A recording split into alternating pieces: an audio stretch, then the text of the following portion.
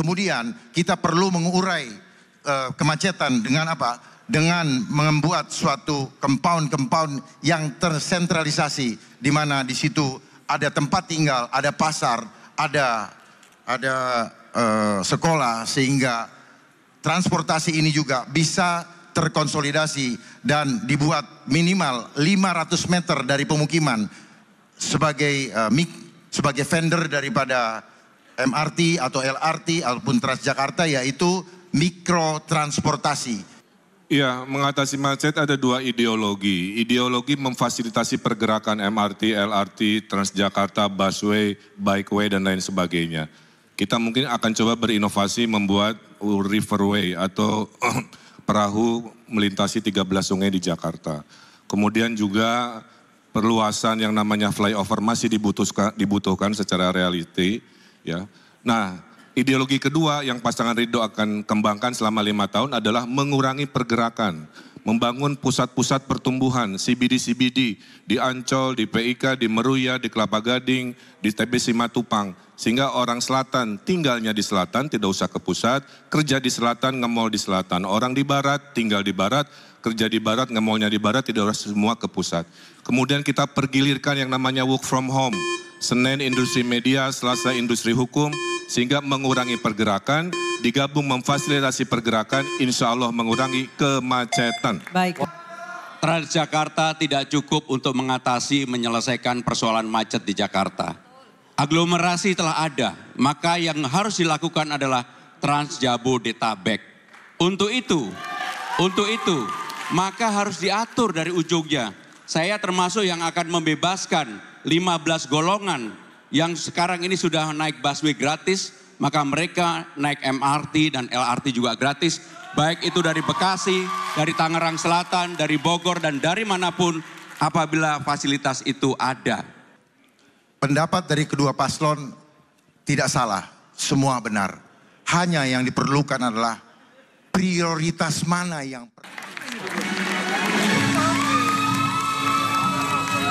Terima kasih Anda masih bersama kami. Dalam debat pertama calon gubernur dan calon wakil gubernur DKI Jakarta pemilihan tahun 2024. Dan di segmen ini kami akan melanjutkan sesi tanya jawab antar calon gubernur dan calon wakil gubernur. Dan di segmen ini calon gubernur nomor urut 2 akan bertanya kepada pasangan calon nomor urut 3. Kami persilakan pasangan calon nomor urut 2 dan 3 untuk maju ke depan. Baik, kami kembali mengingatkan, tenang dulu, kami kembali mengingatkan para pasangan calon untuk melakukan tanya jawab sesuai dengan tema debat, yakni penguatan sumber daya manusia dan transformasi Jakarta menuju kota global. Kami persilahkan kepada calon gubernur nomor 2 Bapak Dharma Pongrekun untuk bertanya kepada pasangan calon nomor urut 3 Bapak Pramono Anung dan Bapak Rano Karno atau Sidul. Bapak Dharma Pongrekun kami persilahkan waktunya 1 menit. Pak Pramono Anung, Mas Pram, senior saya, izin bertanya mengenai kebijakan yang Mas Pram sudah sampaikan untuk menempatkan CCTV di setiap RT RW supaya untuk mengantisipasi kejahatan. Mohon bisa disampaikan bagaimana operasionalnya, apakah hal tersebut dapat menyelesaikan kejahatan atau tidak, sebaiknya dana tersebut digunakan untuk membangun perekonomian beradab supaya masyarakat perutnya dapat kerjaan, perutnya kenyang, kantongnya isi, sehingga adabnya muncul, ekonomi aman, sehingga Jakartaku aman, tidak perlu lagi menggunakan CCTV. Mungkin itu pertanyaan yang bisa saya sampaikan. Mohon tanggapan dari Mas Pram. Terima kasih. Baik, masih ada waktunya Bapak? Sudah cukup? Baik, selanjutnya kami persilakan pasangan calon nomor urut 3 untuk menjawab, waktunya 2 menit. Silakan. Bung Dharma yang saya hormati, gagasan ide dipasang CCTV di setiap RT RW adalah ide dan gagasan betul-betul ketika kami belanja masalah di bawah. Rakyat ingin mereka menjadi lebih aman, persoalan bullying, kekerasan, pencurian, dan juga yang tidak kalah pentingnya adalah narkoba. Sehingga dengan demikian kalau CCTV itu bisa dipasang di setiap RT RW, maka saya yakin seyakin-yakinnya ini pasti akan mengurangi kekerasan di tingkat RT RW, narkoba, bullying, dan sebagainya termasuk pencurian. Kenapa itu bisa dilakukan? Kami yakin bisa dilakukan. Hampir sekarang ini negara-negara besar melakukan hal yang sama. Dan untuk itu Jakarta sebagai kota global harus juga melakukan yang sama. Di samping itu bagi RT RW mereka juga mengeluhkan insentif yang terlalu rendah. Maka kami ingin menyampaikan secara terbuka dalam kesempatan ini. Nantinya insentif yang akan kami berikan kepada RT RW akan kami kalikan 2. RT menjadi 2 menjadi 4 juta, RW dari 2,5 menjadi 5 juta. Kenapa itu kita lakukan? Karena mereka sangat membutuhkan untuk itu. Dan yang tidak kalah pentingnya adalah agar laporan atau LBJ penggunaan keuangannya dibuat mudah dan simpel.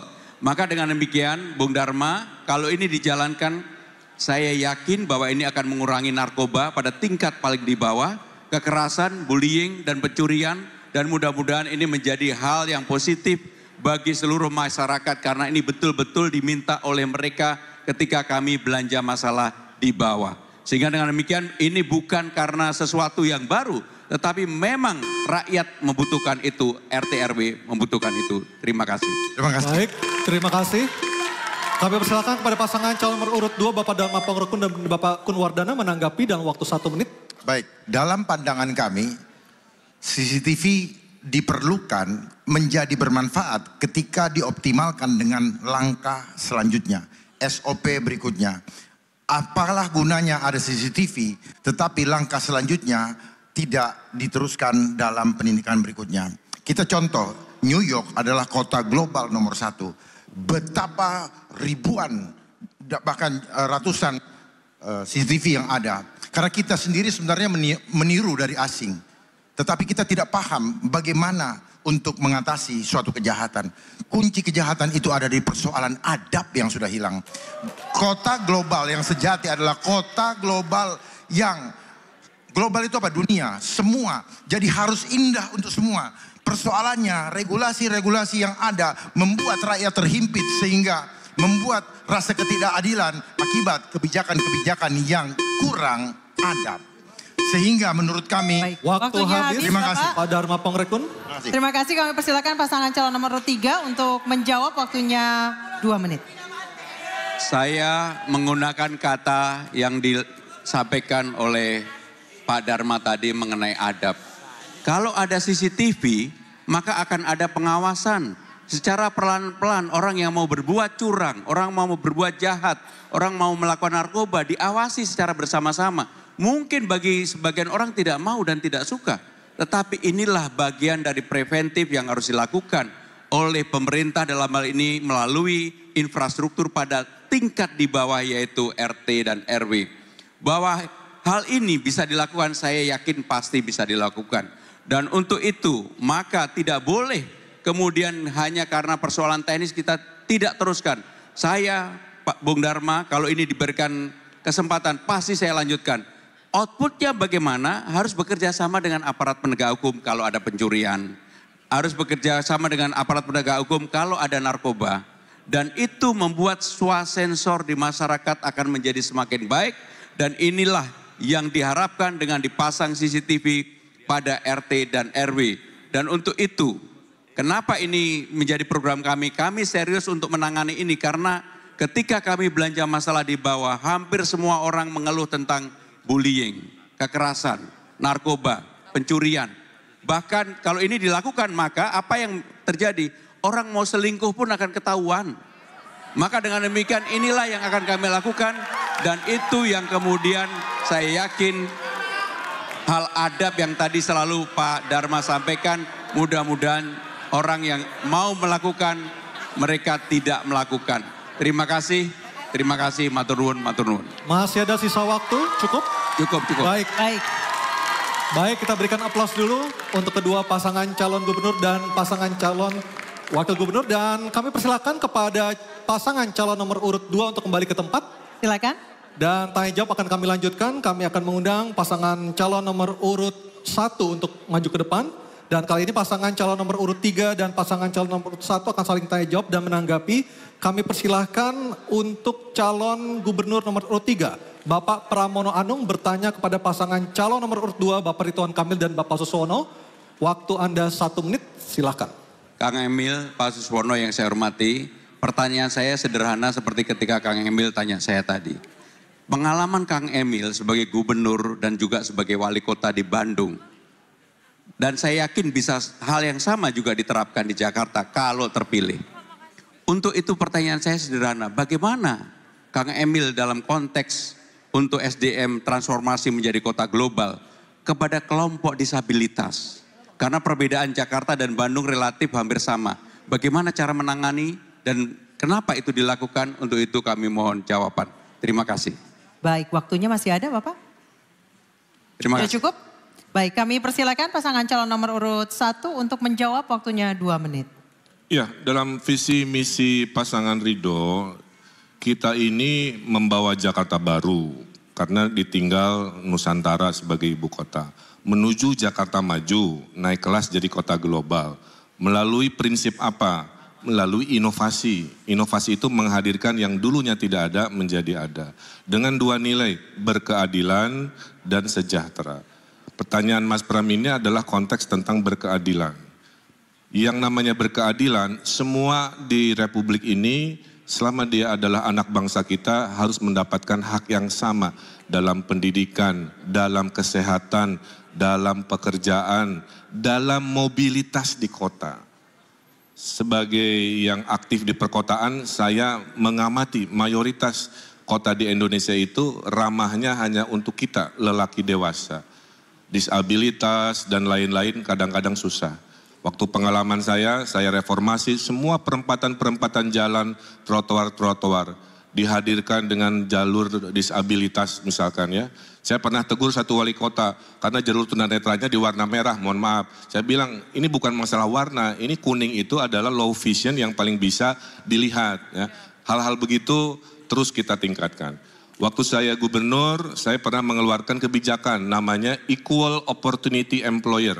Jadi artinya semua kantor di Jakarta insya Allah wajib menandatangani kontrak bahwa mereka adalah perusahaan yang akan mempekerjakan siapapun tanpa memandang apakah dia disabilitas atau tidak selama disabilitas itu bisa. Contoh tunanetra. Dia bisa kita pekerjakan di data center, ya di call center. Kan tidak perlu visual, cukup suara. Jadi berkeadilan dalam pendidikan, kesehatan, pekerjaan, insya Allah hadir 5 tahun lebih cepat di Jakarta. Baik, silakan ditanggapi Bapak Pramono Anung dan Bapak Rano Karno atau Sidul. Waktunya 1 menit, silakan.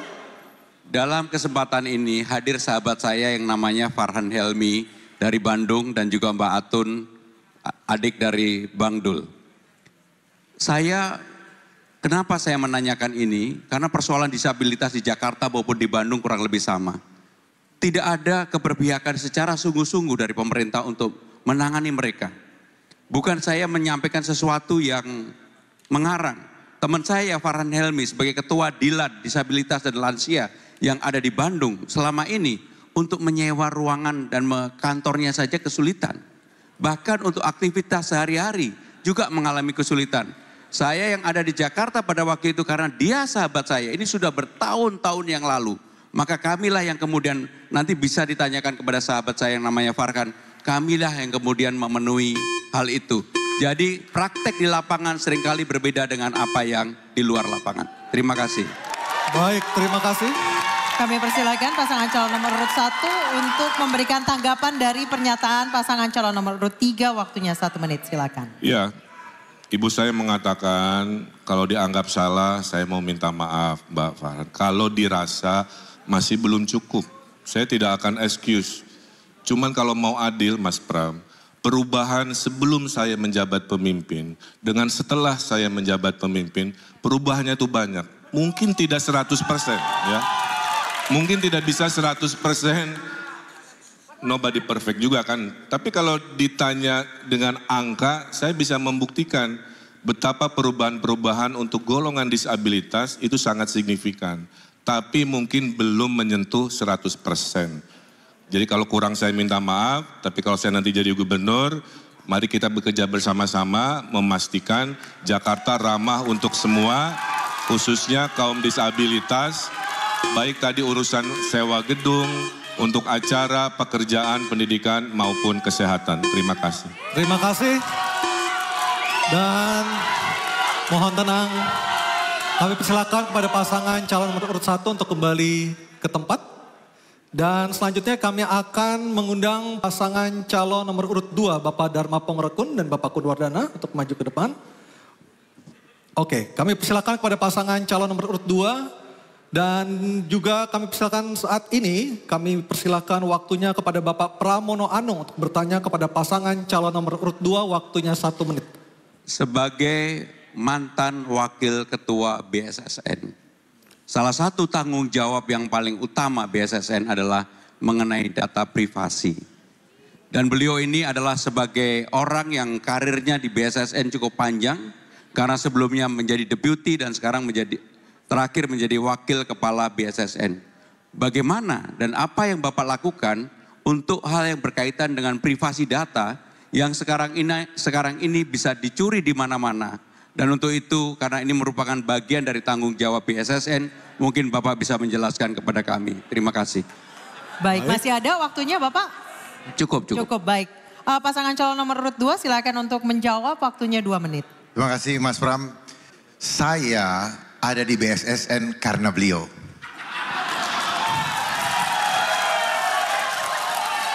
Beliaulah yang menempatkan saya di BSSN. Oleh sebab itu saya emban tugas dari beliau dengan sungguh-sungguh dan saya dapat resepnya.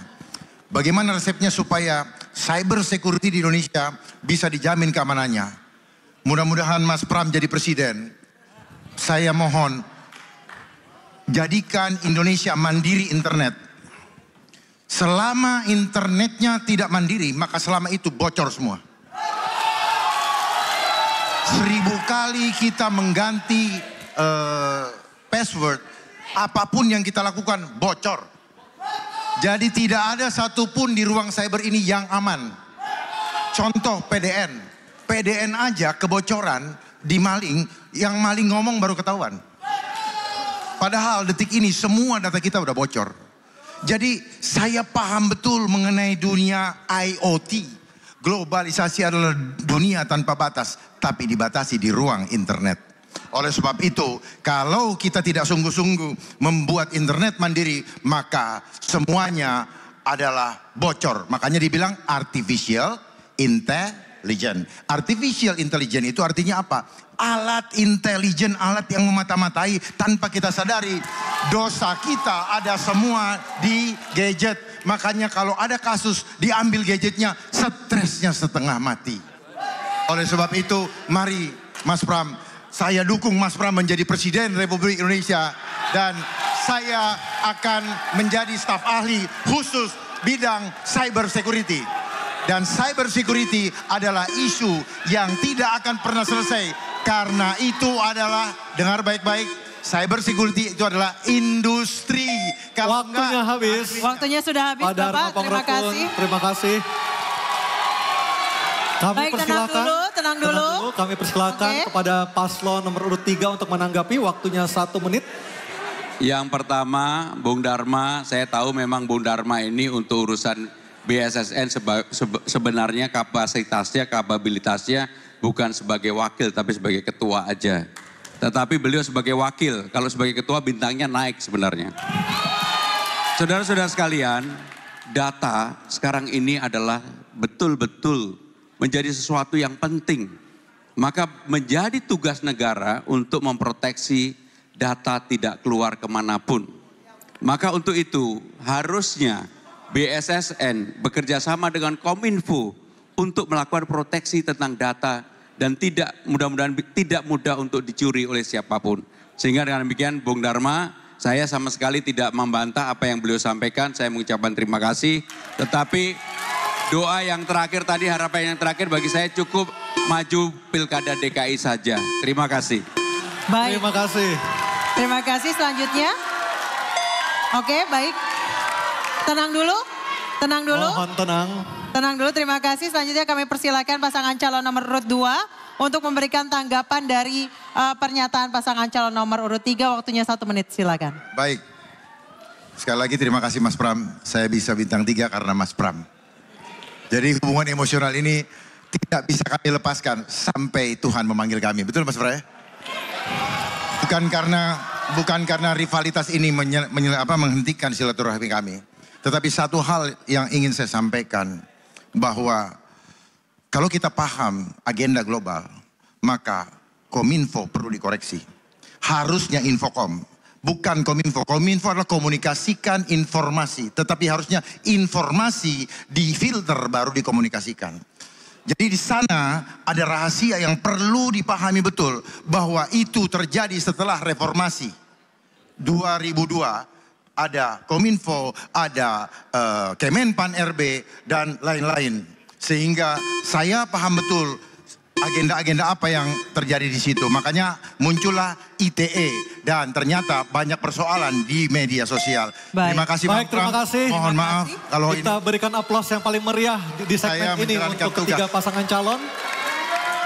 Dan kami persilakan untuk kembali duduk di tempat masing-masing. Kami persilakan ke tempat masing-masing. Kita telah saksikan tadi para pasangan calon gubernur dan calon wakil gubernur saling bertanya dan saling menjawab. Dan hadirin serta pemirsa, kita jeda dulu. Dan tentunya kami akan kembali dengan segmen para calon gubernur dan calon wakil gubernur akan menyampaikan pernyataan penutup di debat pertama ini. Tetap bersama kami.